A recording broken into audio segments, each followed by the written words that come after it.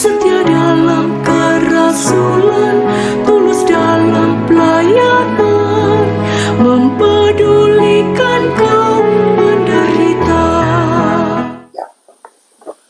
Para sahabat Monsinyur Gabriel Manek dimanapun saja berada. Hari ini, Minggu tanggal 11 Januari 2026, Pesta Pembaptisan Tuhan. Renungan kali ini akan dibawakan oleh Opa Anton Bele dari Kupang. Tema renungan kehendak Allah. Silahkan mengikuti.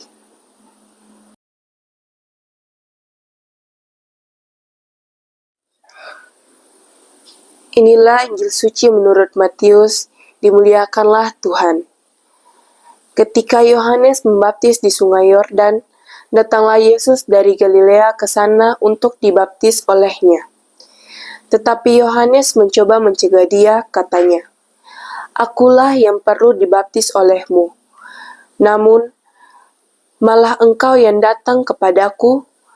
Lalu Yesus menjawab kepadanya, "Biarlah hal itu terjadi sekarang, karena demikianlah sepatutnya kita menggenapkan seluruh kehendak Allah."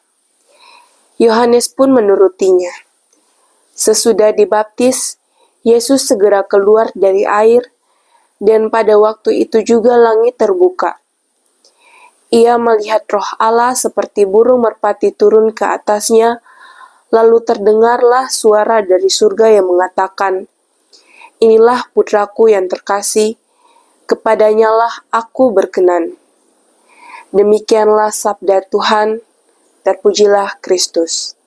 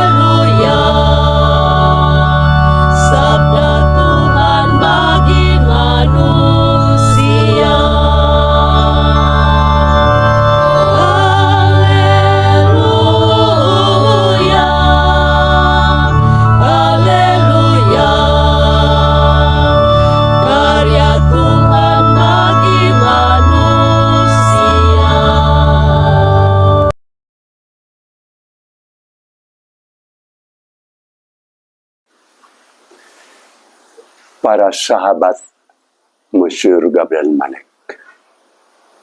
Kehendak Allah. Kehendak Allah terjadi.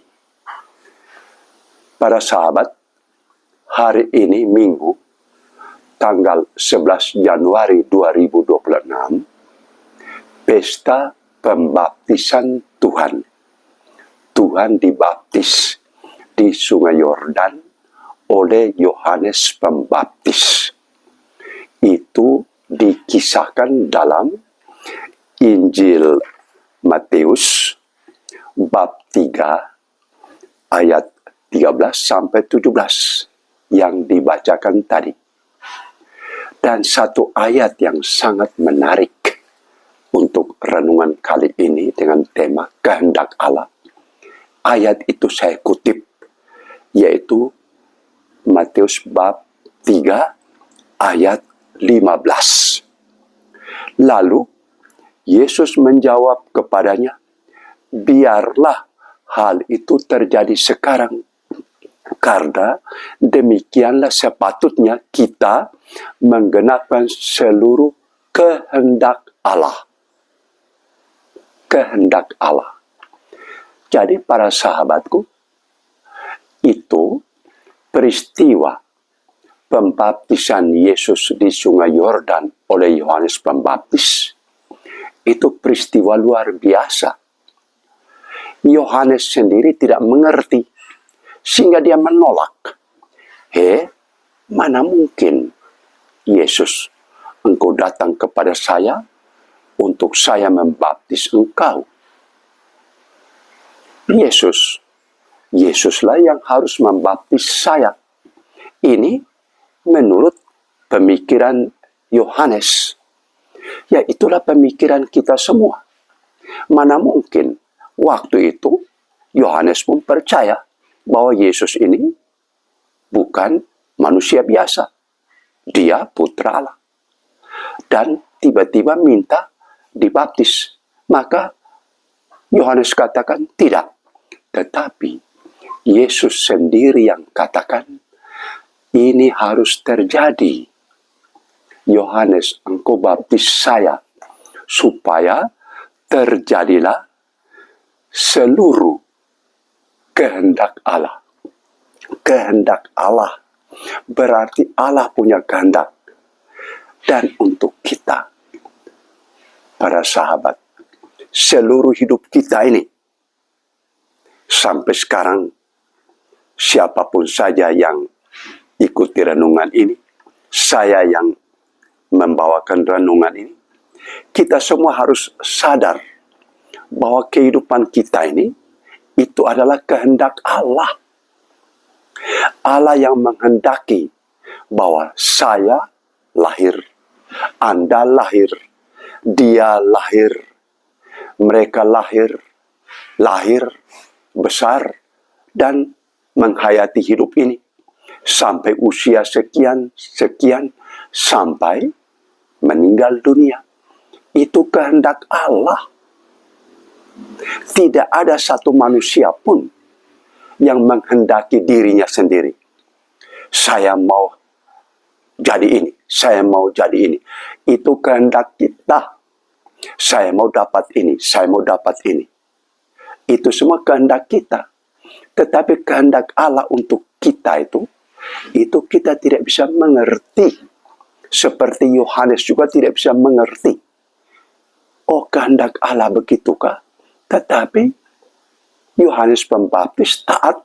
Dia membaptis Yesus. Mengikuti kehendak Allah yang dikatakan oleh Yesus, yang Allah itu sendiri. Baptislah saya. Lalu apa yang terjadi? Sesudah Yohanes membaptis Yesus, lalu terdengarlah suara dari surga yang mengatakan, inilah putraku yang terkasih, kepadanyalah aku berkenan. Suara ini terdengar sesudah Yohanes Pembaptis membaptis Yesus. Kehendak Allah dipenuhi. Baru suara itu terdengar. Dan itu adalah maklumat dari Allah sendiri. Inilah putraku yang terkasih. Kepadanyalah aku berkenan. Sehingga para sahabat, Injil hari ini memberikan kita satu peneguhan. Kita sekarang ini berpegang pada Yesus. Dia adalah putra Allah. Tidak ada lain. Karena itu kita harus beriman. Iman pada putra Allah ini. Dan kita harus berharap pada putra Allah ini. Dan kita harus mengasihi putra Allah ini. Iman, harap, dan kasih. Itulah kehendak Allah. Dan dengan peristiwa ini, pembaptisan oleh Yohanes di Sungai Yordan, waktu itulah langsung sangat tegas. Allah Bapa bersuara dan Allah Roh Kudus kelihatan dalam rupa seperti burung merpati. Dan Allah Putra tampil sebagai seorang sosok manusia yang jelas. Jadi iman kita itu jelas toh, para sahabat. Beriman pada Allah Bapa, Putra, dan Roh Kudus. Itulah yang menjadi sandaran kita. Kehendak Allah terjadi. Dan kehendak Allah lah yang terjadi dalam diri Monsinyur Gabriel Manek yang sudah dinyatakan oleh gereja dia hamba Allah. Hamba Allah Gabriel Yohanes Wilhelmus Manek. Dia melaksanakan kehendak Allah dalam hidupnya dengan baik. Karena itulah kita teladani dia. Sederhana sekali.